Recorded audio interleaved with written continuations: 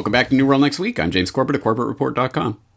And I'm James Evan Pilato of MediaMonarchy.com. I cannot recall Palestinians, Muslims, Christians, and atheists being united under one goal.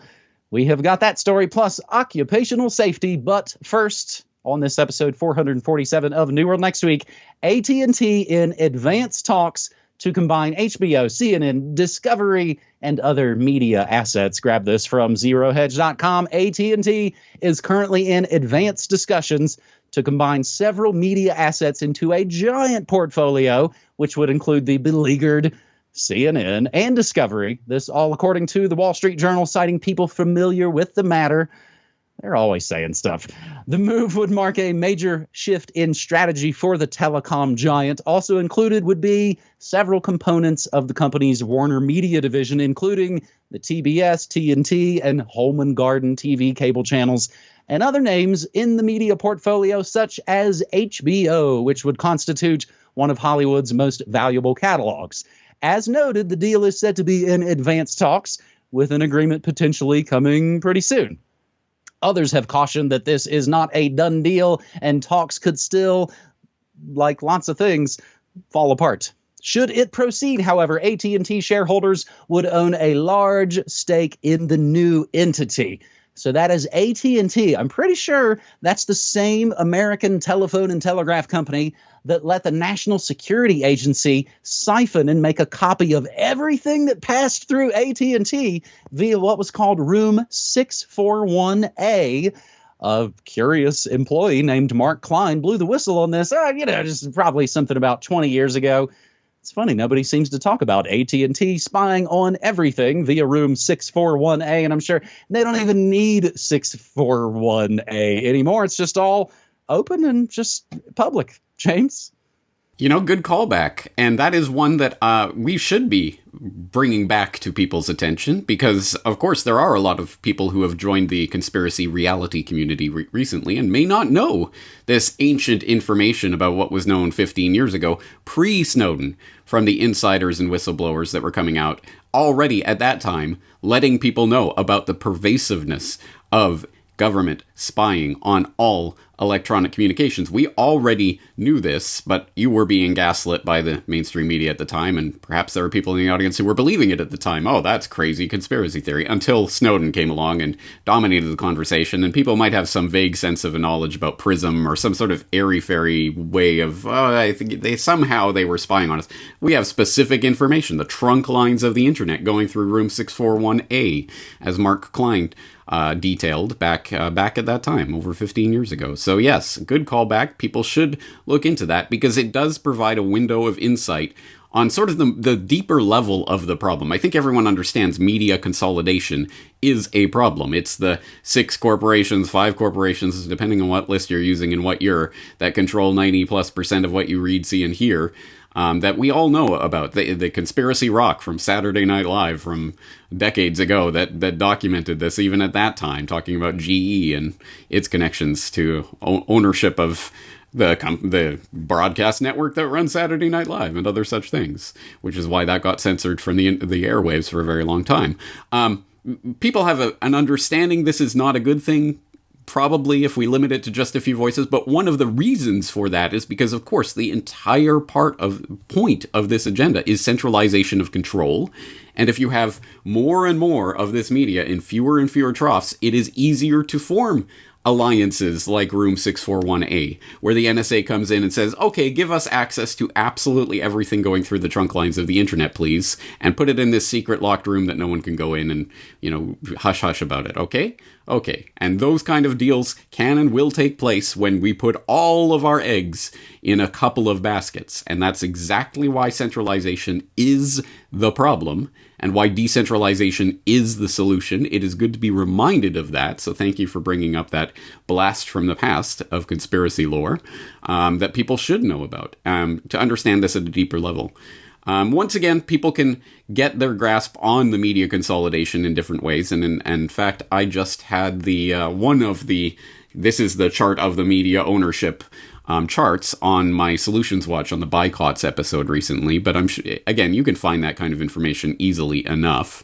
And as always, as I was stressing in the Buycotts episode, I think the point is not only that we should be boycotting these mega media entertainment companies that now own pretty much everything you're going to see from the mainstream, but we should also be supporting independent media creators, truth music and otherwise, rather than these big corporations that are, as I say, centralizing the power and control in fewer and fewer hands. One of the things that initially really turned me on to his work a couple of decades ago, Jello Biafra of the Dead Kennedys used to talk about the dangers of media monopolies. That's before, of course, he wore a muzzle and told me to vote for the New World Order. James, I was trying to think of it. I'm pretty sure DC Comics, the only way I think I actually give AT&T any regular monthly money. I'm sure DC Comics will continue to suffer under this giant media merger as well. Also, I imagine folks could bet their sweet bippy that story is just the sort of thing that a media monolith won't talk about. Our next story. Palestinians stage historic strike over Israeli abuses and Gaza bombing. We grabbed this story from MiddleEastEye.net. And again, everything we say and talk about always included and linked up down in your show notes. The stone streets of Jerusalem's old city are silent. Shutters with peeling paint are firmly rolled down. In Haifa, Jewish cafes are serving coffee. Beside them, Palestinian-run businesses have their lights turned off. Across Israel, the clanking, sawing, and drilling sounds from construction sites have disappeared. There are no Palestinian laborers manning the scaffolds now. Millions of Palestinians have gone on strike. In Israel, occupied East Jerusalem and the West Bank, Palestinians have downed their tools or stayed away from their desks in just the latest example of pan-Palestinian solidarity following days, now if not weeks, of Israeli crackdowns. And let's not forget, of course, ferocious bombing, murdering civilians in Gaza. I cannot recall for years Palestinians of all backgrounds, factions, Muslims, Christians, and atheists being united under one goal. Inas Abad, a political science researcher and activist from East Jerusalem, told the Middle East Eye, this is the first time since the Second Intifada that Palestinian parties, together with all Palestinians of the occupied territories of 1948, have issued a joint statement and a unified call for a strike. James, I think in the rage world of not only mainstream media, but alternative media as well, remember, they want us to hate people that are pretty much just like us. I think a bunch of it is, man, they want us to hate ourselves. And so much of this ties in, of course, with the scamdemic. They want you to not trust your, genetic intuition or your own experiences in health.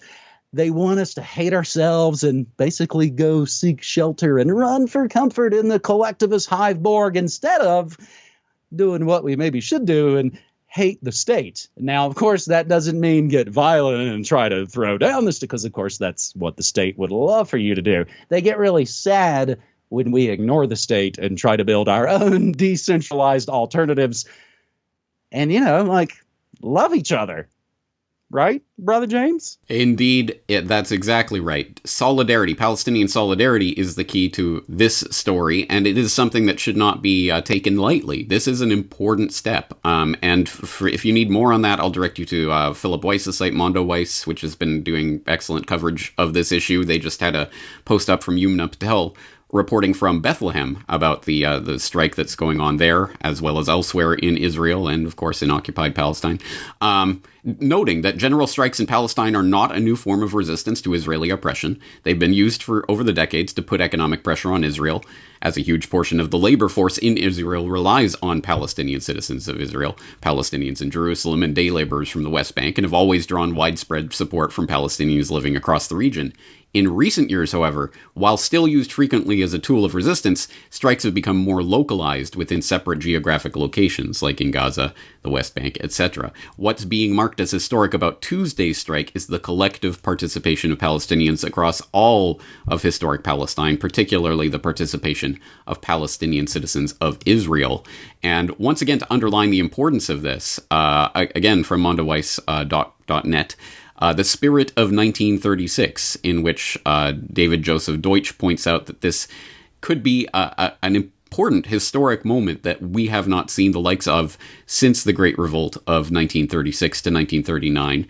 And in that article, he notes the Israelis' greatest strength is their ability to manage the Palestinian people. They've allowed for the sporadic releases of pressure without having it spill over into a full-scale rebellion since the end of the Second Intifada in 2005. Over the past 20 years, the Israelis have allowed the Palestinians to become absorbed in the dreams of a Palestinian state, to become disillusioned, to become divided, and ultimately to become despondent. Currently at a historic low, most young Palestinians have limited hope for a future with genuine autonomy. In this regard, the Israeli ability to manage has thus been too successful. For a people to be properly controlled, there must at least be a carrot to offer. And with the land largely taken, an impotent and corrupt Palestinian authority, and little hope for a brighter day, Israel has managed itself into a potential revolt. So there is a change that is happening. There is something different about what is happening right now. And that is reflected in what you said to lead into this segment, actually, talking about the media ignoring this story or obviously misreporting it in a number of ways. But, of course, the media is explicitly being targeted in this particular invasion. We, of course, saw the strike on what is largely called the AP offices in Gaza, but also housed a number of other media institutions, including Al Jazeera. And as Ryan Christian has been pointing out in his great ongoing coverage of this event, even BBC was in there, although they apparently don't want to tell you that, or they don't want to report on it. But it is at least making waves, and for example, you get Reporters Without Borders. RSF asks ICC, i.e. the International Criminal Court prosecutor, to say whether Israeli airstrikes on media in Gaza constitute war crimes. So at the very, very least, the media, out of its own self-interest, may take a little bit of interest in what's going on there. And another example of that, even Guardian News is running on their YouTube channel. Journalist reports live from Gaza as neighboring building hit by Israel airstrike. And it shows the reporter reporting as an airstrike happens. And she's, oh, we got to get down now. We're turning towards the building. And you see the smoke rising and everything. And all of the comments are like, this is a real reporter. This is the news we need. Why are we being fed crap about celebrities? Why don't we have more of this? So again, even if only from self-interest, the media is more motivated to report on this. And I think this goes back to, if I remember correctly, when we did our coverage of Operation Protective Edge back in 2014, we were noting there was more reporting going on of the atrocities that were taking place, the killing of the children on the beach and other such things, which probably would not have been reported on in previous eras, are starting to be reported on now. There is the sense that the floodgates are opening and the tide is turning, and that's related to the Human Rights Watch recent labeling of Israel as an apartheid state, which is becoming more mainstream. Again, mondoweiss.net, taboo on saying apartheid is suddenly over in the U.S. mainstream. And then thanks to AOC, Bush, Oliver, Reid, Velshi, which just gives you a sense, the gates are open. People can now call Israel for what it is, an apartheid state, and can start putting the pressure on it to get that changed. And part of that is this Palestinian solidarity that seems to be coming together right now. The question is, can this be maintained, or will they put the damper back on it? Okay, you've had your revolt. Okay, we're laying back. That, we'll see how that plays out. If people want sort of the background to understand what this looks like, what this feels like, there's an excellent little hour-and-a-half documentary called Killing Gaza, which is a few years old now. It was being recorded in that 2014 strikes on Gaza. But it was released a few years ago for, I think it was $3 on Vimeo to watch it or something. It has just been released for free, so you can now watch the whole thing in its entirety. I suggest you do. It gives you that other side of the story that, to this day, you still, of course, will not get in the MSM in the West. The Palestinian side of that story. People in Gaza being shelled and what that is like for these families. It is a devastating watch, but it is worth watching. So I think there is something happening here, and it goes back to that thing that you're underlining, the solidarity. We build up this system, and in Israel, that means Palestinian laborers working in Israel help to build up that system. And if they lay down their tools and say, no, we will not work for your system anymore, the system has to change. And I hope this is the start of that movement. I'm not sure if I was on screen a few minutes ago when you said the gates are open.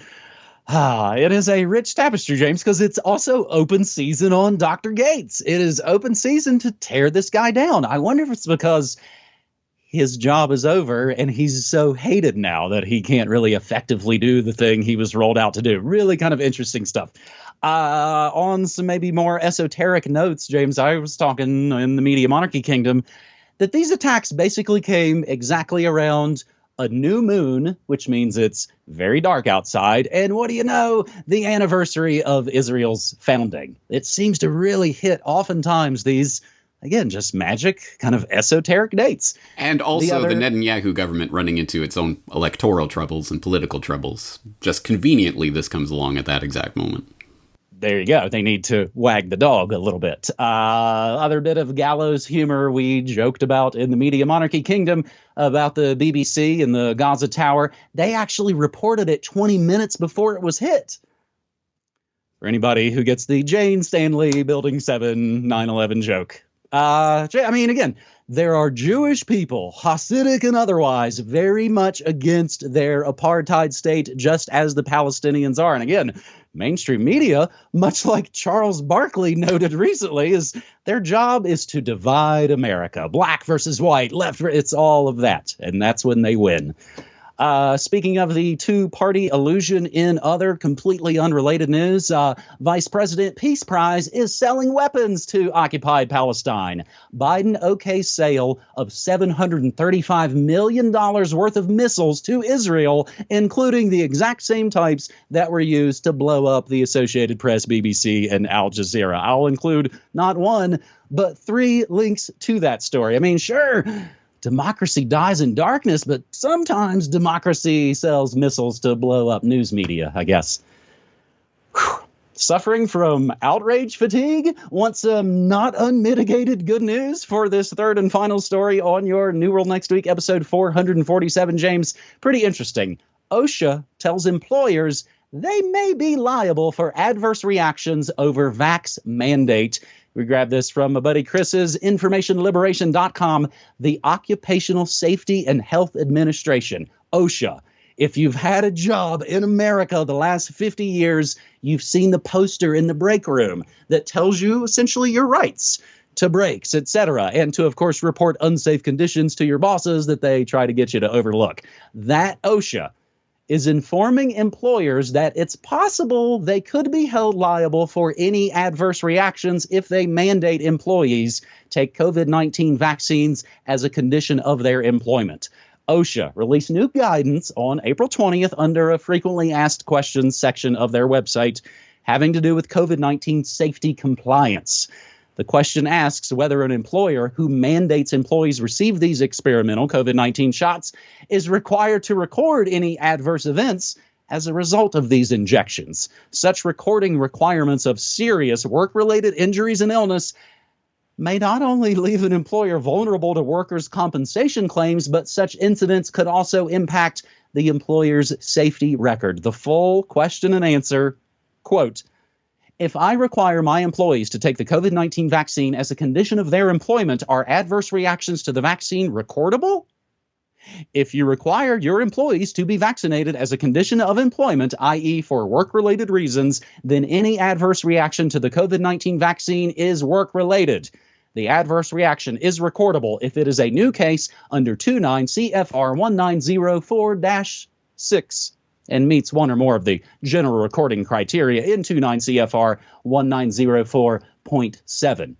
OSHA has a disclaimer at the bottom of their frequently asked questions. This is probably the thing that would, of course, get us labeled as fake news, or they'd say the claim is partially true.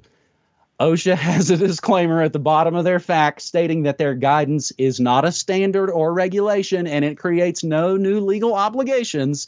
The recommendations are advisory in nature, informational in content, and are intended to assist employers in providing a safe and healthful workplace. But the notion that employers could require their employees to get experimental shots at all is fairly outrageous. We will include the other links. Employers may be liable for any adverse reaction from mandated coronavirus shots. I've even got a link to a PDF poster from OSHA, Job Safety and Health. It's the law. Meanwhile, the threats, James, I think kind of keep growing along with their desperation. All the things, oh, get donuts and beer and crawfish if you take this experimental shot. World Economic Forum says get your COVID-19 jab or you could face consequences from your employer. The World Economic Forum tweeted that threat. And then, of course, like most spineless, tyrannical leaders, they, of course, immediately delete that tweet. Get your COVID-19 jab or you could face consequences from your employer. The World Economic Forum tweeted and, of course, deleted after the backlash. Biden issued a similar threat when he stated that, quote, those who are not vaccinated will end up paying the price, end quote. That is also that same Biden that in other news, I love to mention this one, James, it just cracks me up. Biden administration seizes Texas land for border wall construction. Send that Washington Post article to your last friend left. James, been thinking about this a bunch. I really don't know how I can ask you the same thing. How would we be dealing with this if we knew what we knew, but also still lived and worked in the normie world? It's quite possible I would be panicking and thinking, man, I really should have tried to go full time on my passion thing sooner. Let me put it in a dumb media analogy. I was thinking about this recently. Remember the scene in Fight Club where they asked the dude what he wanted to be? The Raymond K. Hessel motivation scene. If we come back and you're not on your way to being a veterinarian, we're going to kill you. I know it's crazy, but that's kind of what COVID is doing to us. Even though COVID might be as fake and imaginary as Tyler Durden, I think this has been what I've kind of been somewhat relieved about, James.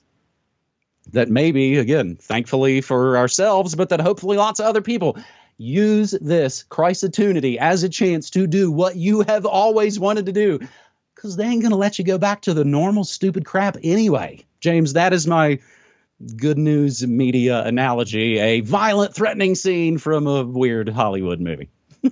It makes sense, and I think that lines up with what a lot of people have observed about the entire past year and the lockdown craziness and all of this. As you get, locked down with your family, and you can't go outside of your little family pod and whatever. Yeah, a lot of people are starting to think about their life decisions and have I really put my priorities and emphasis in the right place, or have I been treating things frivolously? So it certainly is a moment to really take stock of where you are and where you wanted to be. How prepared are you for that? This is at least a good opportunity to prepare for the great reset that's coming. And how prepared are you? And can you survive? And all of this stuff. And yeah, obviously, would have been great if we'd all been answering these kinds of questions a decade ago or 2 decades ago or whatever. But, well, whatever. We're here now. So we better start answering it. On the OSHA story, I mean, isn't that just a reflection of how far we have entered into clown world?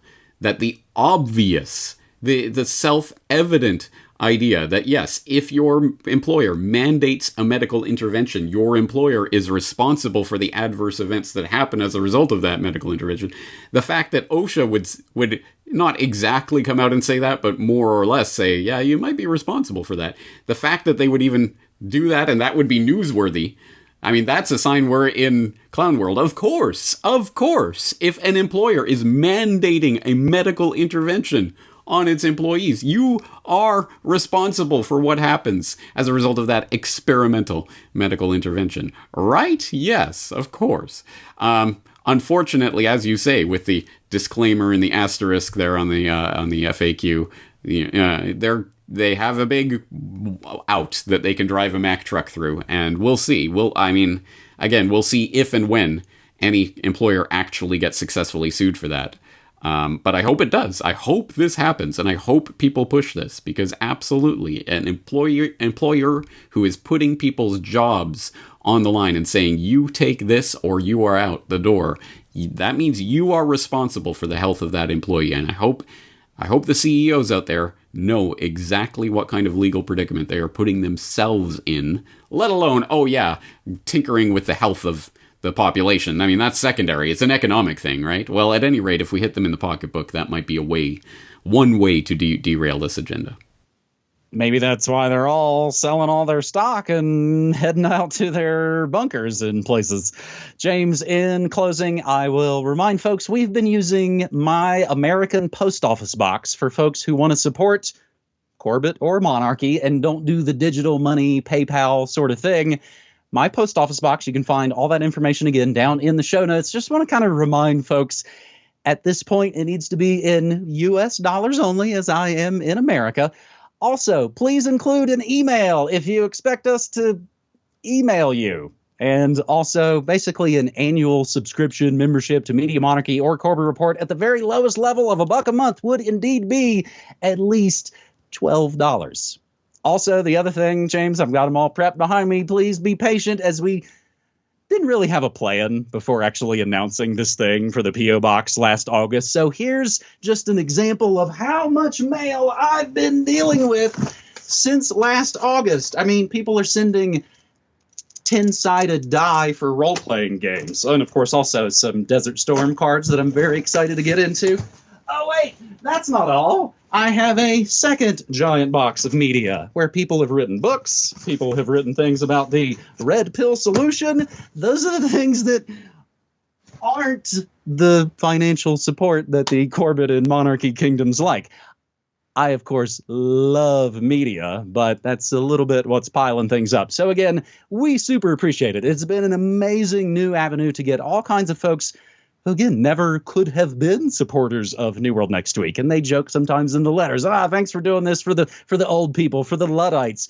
It's fantastic. I love it. But, again, just sort of throwing out the call for maybe, a little clarity. Make sure you write your email in a legible fashion so I don't misspell it when I send it over to James splitting the money.